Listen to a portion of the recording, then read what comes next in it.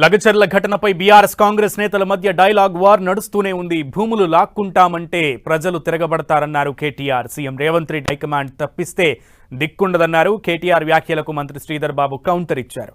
BJP BRS కలిసి ప్రభుత్వాన్ని అస్థిరపరిచే కుట్ర చేస్తున్నారని ఆరోపించారు.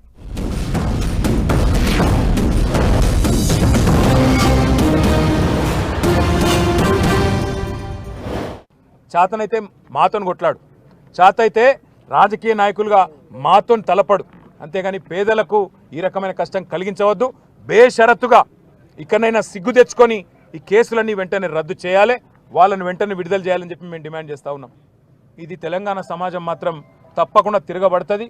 ఇలా కొడంగల్ మరలబడ్డది, రేపు తెలంగాణ మొత్తం మరలబడుతుంది.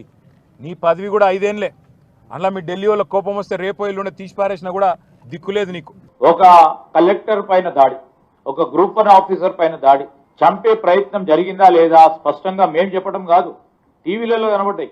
ప్రజాస్వామిక పద్ధతిని అవలంబిస్తూ ముందుకు నడిచినాం తప్ప వాళ్ళను బలవంతంగా మీరు ఈరోజు దీనికి ఒప్పుకోవాలని చెప్పడం జరగలేదు.